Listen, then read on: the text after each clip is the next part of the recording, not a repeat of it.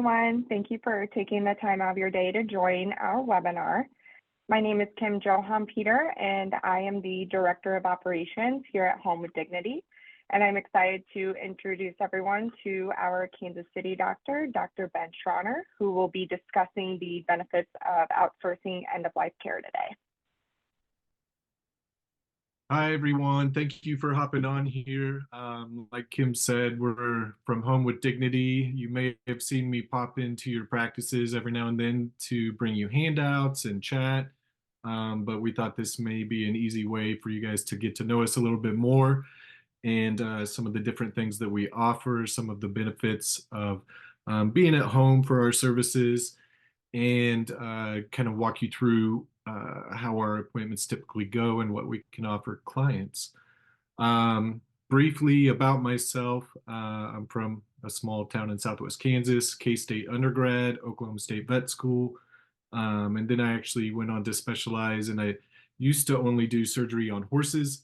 I was doing some locum work after my surgery residency, and I was traveling a lot for that, and then my wife and I had twins, and being gone for, a week, 10 days at a time wasn't really a good option anymore. So took some time off when they were babies, and when it was time to get back to it, I joined Home with Dignity, and it's been really good since. Obviously a big switch, but I've really enjoyed it, and some of the intangibles of being at home for clients and pets during this tough time are really quite nice. Um, Currently, I don't know what the actual count is up to, but I'll give you a list. Home with Dignity started in Colorado Springs. That was the original. And since then, what I think we launched in Kansas City in Q1 of 2022. And since then, Home with Dignity is launched in Minneapolis, Atlanta, Philadelphia, St. Louis, Cleveland, Cincinnati, and Columbus. And the list is ever growing. And overall, really strong and positive feedback from each network, and it's been going well. Um, if you guys are unfamiliar with Home with Dignity, so we are a at-home or in-home euthanasia service. One common question we get a lot is if we provide hospice care.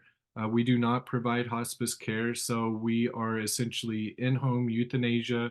We do offer things like tele-advice and consultation. So the tele-advice would be like a 30-minute phone conversation for owners that are just trying to help get a gauge on where their quality of life with their pet sits. And then consultations is kind of one step further where it's in home. The owner may or may not be anticipating it progressing to euthanasia, but are interested in having an on-site consultation. Our mission in general as a company is really just to serve the pets and the owners, to give them a peaceful transition in the comfort of their familiar surroundings. And with that, hoping to alleviate some of the stress and pain that the owners are experiencing during losing a pet, which I can imagine we're all somewhat familiar with, and is a tough thing to deal with. Our approach, so we try and network and build a strong referral base amongst our veterinarians. Obviously, in-clinic euthanasia is something that I imagine most of your practices offer. And as I tell clients, I think, being at a clinic sometimes for these situations is very necessary. And other times, when it's possible, it's when time allows, it's very good to be at home. We really strive to provide the most comfortable setting possible. So everything from the initial phone call to helping clients arrange aftercare and things like that, going through everything is really oriented at relieving stress and making it all as easy for owners as possible and comfortable for their pets. Let's see. with with only specializing in in-home euthanasia, I think in general, what it comes down to is really being able to intuit from clients how they are wanting appointments to go. A lot of times, almost every client is looking for reassurance that they're making the correct decision, and so our appointments.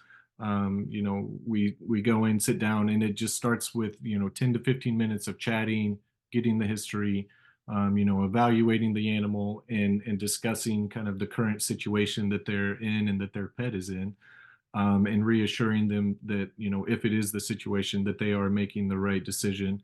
I know, obviously, as you guys, if you're going to be referring somebody, that you want to be sure that your clients are being well taken care of. And it's very important to us that we work hard to make a positive impression with your clients from start to finish. Um, so why would you guys potentially choose to refer patients to us? Um, it's a good question. I think there's a lot of, or not a lot, but there's several providers in this space. And like I said, I think it's really comes down to making sure that you guys know that your clients are being well taken care of. Um, and being at home, it is a lot more positive experience for the animal, and that just makes it a little bit better for the owners in general, and then also for me. I enjoy being able to go into their space where they're a lot more comfortable and getting to socialize with them and socialize with the owners, and it just really helps set everything at ease. Some of the advantages that we're able to offer here at Home with Dignity. So we have a team of care coordinators. They are who field the first phone call or email or text message from clients. And I think in general, that's probably one of the hardest steps for a client initially, is to make that first phone call. And so it's often emotionally charged. In our care coordinators. Kim, I don't know how many we're up to, but at least five, six, Yep, we are at 5 currently, and we are five. continuing Yeah. to look for additional care coordinators. Yeah. And so these coordinators, they field the phone calls for all of our networks. And so they all have a very strong veterinary background, but are also, we've kind of been able to filter out and find people who are exceptional listeners, have a high level of empathy and are able to really connect with clients and understand, what their wishes are, and help guide them if they feel like scheduling is the right decision, or if a care coordinator has a concern or something regarding an appointment, or feels like maybe it may be better suited for a tele-advice or consultation, they can guide the client in that direction as well. And then that way we ensure that the pet is being best taken care of. Our pricing, of course, we always try and remain competitive with the market and owners' needs. There is an additional cost of just having a kind of boutique service at home, but in general, everything else is very similarly priced and competitively priced in order to make it feasible for as many clients as we possibly can. Um, in general, we're able to field appointments same day if needed. Um, our availability stays pretty strong, and we service quite a large area. So in general, we have a 50-mile radius within Kansas City. Sorry, I hope that wasn't loud. A 50-mile radius within Kansas City, and then we can actually go even further. But at that point, there's an out of service area fee for clients. But yeah, in general, we're able to cover a lot of territory and help a lot of different clinics and a lot of different people. And then the personalized approach. So it's been interesting learning the different ways to communicate with different types of people. I don't I just feel like when you go into an appointment, you really need to gauge the client and how they wish to communicate. So, there's some people who would like appointments to progress really quickly. It's like they feel as if the longer the process takes, the more emotional pain, that they're in. And so you need to be able to kind of help them along quickly. And on the other end of the spectrum are clients that want things to progress slowly and sit and chat and take their time. And so everything is always kind of based on their wishes and their timing. And additionally, there's also kind of needing to gauge. Some people love to talk and communicate and tell you every, from the pet's first birth story to current. And some people would rather sit in silence. And so just being able to gauge and meet them and communicate in their style is very important in making them feel most comfortable. Um, what do we have for so some of the benefits of being in home for these types of appointments, as we know, it's an emotionally charged situation. Um, it's tough for animals to, be at the clinic sometimes, whether they're naturally, not a fan of being at the clinic, or if their illness is causing them to be a bit agitated. So being at home provides them, I'm the only variable coming in. And so, of course, a stranger will get a few different barks. But I usually try and win them over with treats and affection.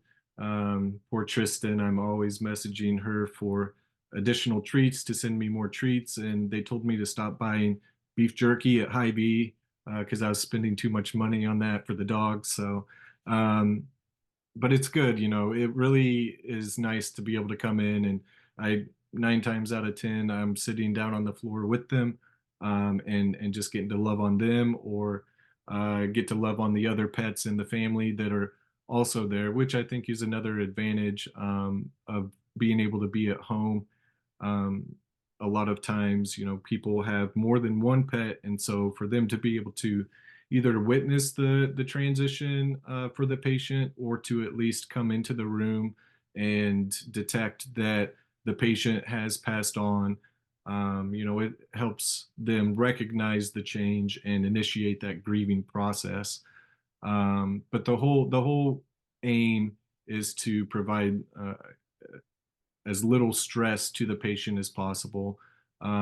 We generally have good control over the environment. Each situation's a little different. I've helped patients in a cramped hallway because that's where the dog was comfortable. And sometimes we're outside. It really just depends. People, that's one of the most common questions a client will ask when I arrive. They say, what do you need? What should we set up? And I just tell them wherever your pet is most comfortable and wherever you are most comfortable, that is where we belong. And we just kind of set up shop there and start up our chat. Um, some of the times, especially on bigger dogs, one of the most common reasons I'm seeing dogs over 40, 50 pounds is their poor mobility, their hind end paresis. And so it makes it logistically very challenging for these owners to travel with their dogs to be able to get them in the car and make it to the clinic. And so a lot of times it is really beneficial to be able to be at home. And then just the scheduling. I know you guys are slammed with your schedules at the practice, and squeezing in an appointment like this is time consuming. They're going to fill a room for quite a while, and this offers them a way to be able to be seen whenever is best for their pet. And then of course privacy. It's nice. There's tears every day from owners, and my hope is that at home at least they're comfortable allowing their emotions to flow as needed, A lot of these pets are family members in a sense, and important to for them to feel what they need to feel. And at times it is memorable in a positive way, I would emphasize. So, I've had really neat appointments before, people that have written letters and read letters to their pets, friends and family that come over. I think my biggest audience for an appointment was 18 or 20 people. It was just this large family. The patient was kind of the matriarch, this big sweet Rottweiler, and she had been around for a long time and clearly affected a lot of people's lives. And so, it was a very memorable experience both for them and for us to be able to be at home for that. Um, Next slide. So I'll briefly kind of walk you through how a client would progress through working with Home with Dignity. So there's several different ways that they're able to book. We may either be referred to them by your practice, by word of mouth, or sometimes even just an internet search. When it comes time for them to communicate with the office, they can email, text, or phone call in um, dates or times that they're looking for. The care coordinators, if they're communicating via phone, will give them a call. And again, they're excellent at helping people in this tough time. Um, and then they will get everything booked and on the schedule, and I'm able to review it. Prior to the appointment, I will send them either a text message or a phone call that I'm on my way, and check if they have any questions or special instructions. And then again, when I arrive, it's the initial part is really just communicating with them and getting to know the patient, evaluating the patient. Um, once things progress to the euthanasia process, it's we've kind of fine-tuned our procedure, but we use a sedation mix that is really really nice for them. So it just goes sub-Q. It's a mixture of ketamine, midazolam, torb, ACE, and xylazine. And the way I describe it is to patients is little bits of each one, and provides excellent pain relief, anxiety relief, and then of course they end up in a nice deep pain-free nap.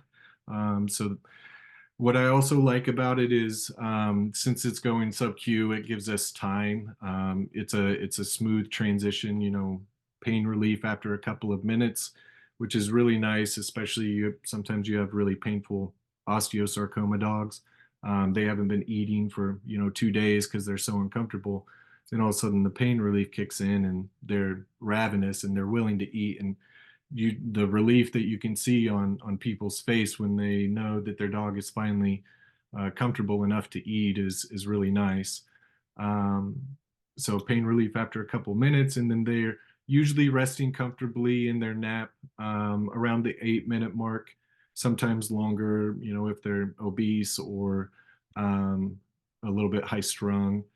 If they need more, I can either I'll usually give them a little bit extra intramuscular since it'll set on a little bit quicker, or if they're still fairly alert at the 12-15 minute mark or so, then sometimes I'll just give them a little bump of a dose intravenously, and then they're napping shortly thereafter. Um, so up until that point, 10 minutes or so has progressed since their initial sedation. And I usually give them a firm pinch down on their paw in between their toes just to make sure they're no longer responding to that, and know that the sedation has taken its full effect. And then we'll progress to the pentabarb injection. Um, I usually, let the clients know that they're ready, the patient is ready, and then kind of let the client decide when they're ready for me to give that injection. Um, After the pentabarb injection, I of course, just assess their heart rate and make sure that the pulse is now absent and the patient has passed. Let the client know. and then I'll step out of the house for a period of time to give them time to be alone and be with their pet in private. I'm outside, I'm gathering things and getting things ready for afterwards. Then I go back in and chat with them again briefly, discuss the aftercare, revisit some of their wishes, just as confirmation, and then we'll bring the pet out to our vehicle. I have a big bed right behind my seat, and so they get to ride, in the cab with us veterinarians, which I think people do appreciate. Um, Aftercare, so we work predominantly with Rolling Acres. I imagine you guys are somewhat familiar with Rolling Acres. They are the main cremation provider in the area. And I don't know if you've ever been out there, but it's an excellent facility and super, super nice people. I am very grateful that we have them in the area because they are just fantastic to work with and have always done an excellent job taking care of pets and owners. Because obviously they're a separate company, and so we can't control their performance, but it's very important to us since it's essentially part of this whole process that they do provide quality care for our clients, and they have exceeded that.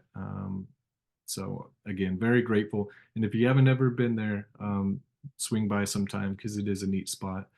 Aftercare wise, there's kind of three options regarding what happens with the patient afterwards.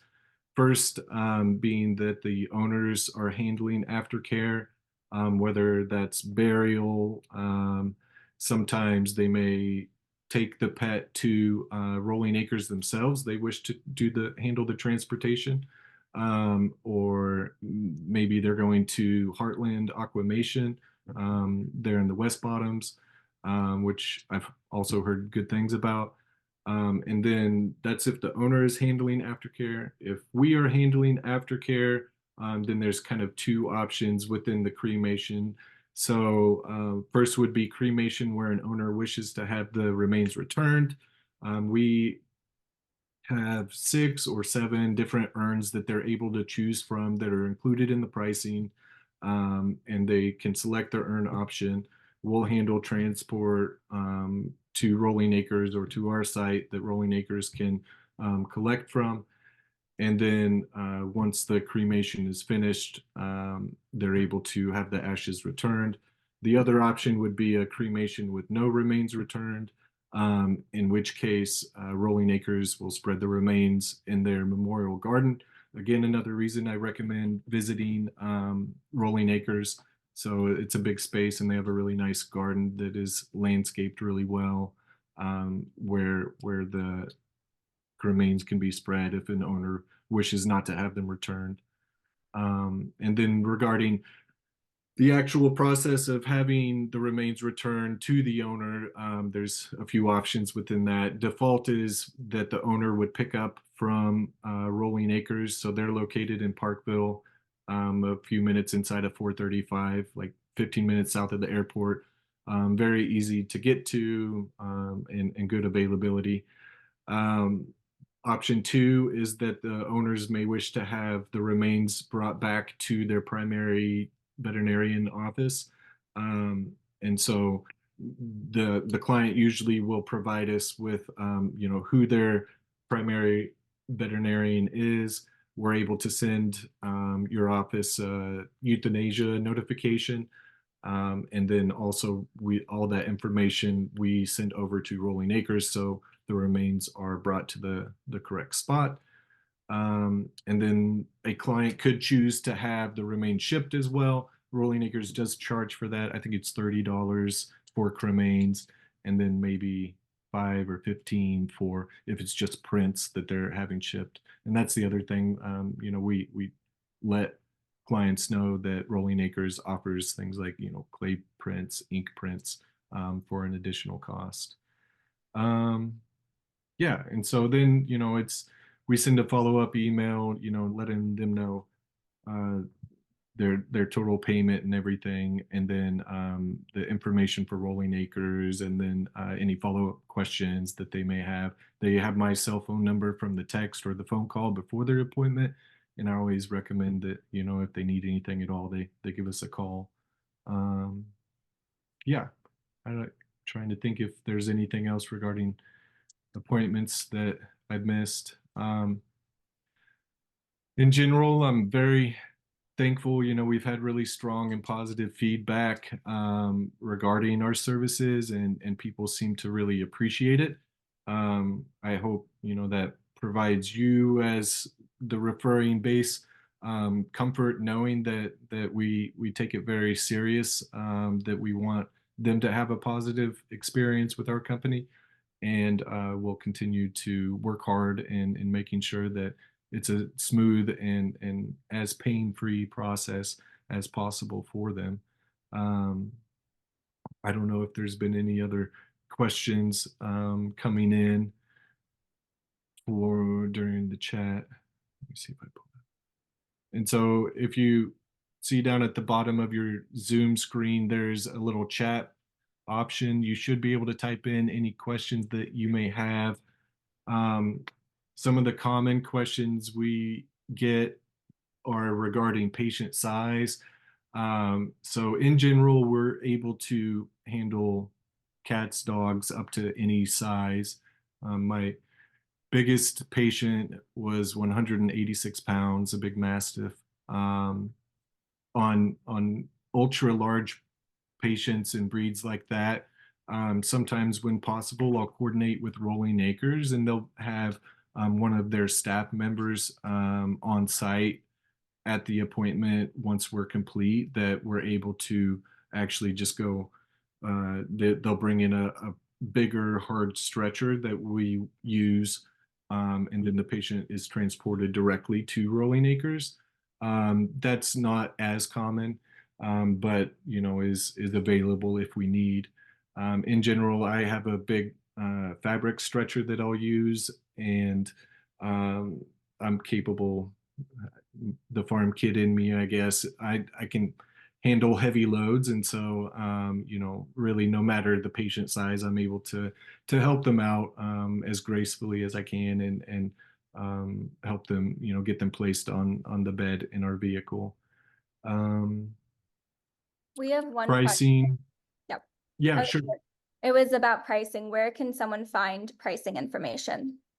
Yeah, absolutely. So on our website, they should be able to find all the pricing options, and it kind of is a more itemized view of the pricing that they're able to see. Okay, this is how much if I need a private cremation with paw print, or if I decide to ship, or if it's, pricing wise, the appointments, least expensive would be euthanasia with owners handling aftercare. Next expensive would be euthanasia with cremation but no remains returned. And then after that would be euthanasia with a private cremation where they do wish to have the remains returned. But all of that information's on the Home with Dignity website. And then, of course, if there's ever questions, they could either message, email, or call into the office to get more information about that. And someone Every asked now and then. our Sorry, go ahead. like how to get in contact with us. Yeah, so the phone number, so in general, I try and swing around to the different clinics at different times, just to say hi and to bring you all handouts. But on the handouts, the little trifold pamphlet on the very front at the bottom is the best contact phone number. Or the best email, is it info@Home with Dignity, Kim or Tristan? Our main email is care@Home with Dignity, or if you would like, more information regarding Home with Dignity, a little bit more about us, and speak directly with anyone on our team, you can also reach us at office@homewithdignity.com. Yeah, okay, it's perfect. So care@homewithdignity.com. or office@homewithdignity.com. And you can always reference that you were on the webinar if you need something, if you have a specific question. And then also that phone number or those emails, you're of course welcome to let us know if you need more handouts. We can always either have some sent to you, or I'm happy to bring some by. What? So if we've had people ask if we retain clients for hospice care. So again, we don't provide any hospice care. If I come to an appointment and feel that euthanasia may not be in the best interest of the pet, it's a lengthy discussion with the client, and I'm very happy when I feel like, hey, you may benefit from going to your vet's office and discussing XYZ. And then, I love getting the text messages back a week later or so, knowing that they've rallied and are feeling better. And so we don't retain patients for any other type of at-home care if euthanasia is not best suited for them at that time.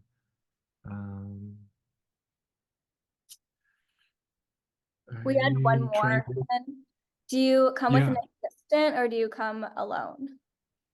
I'm alone, so one of the reasons I like the job, I enjoy the independence, and I enjoy the time that if I took an assistant, I would have to share loving on the pet.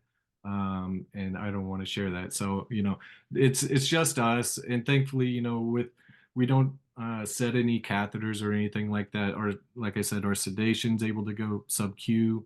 And then I may use a little butterfly catheter for the pentabarb injection, or cats, small dogs, often intrarenal. And that works excellent for them, since they're resting pain-free, and they tend to absorb it really well.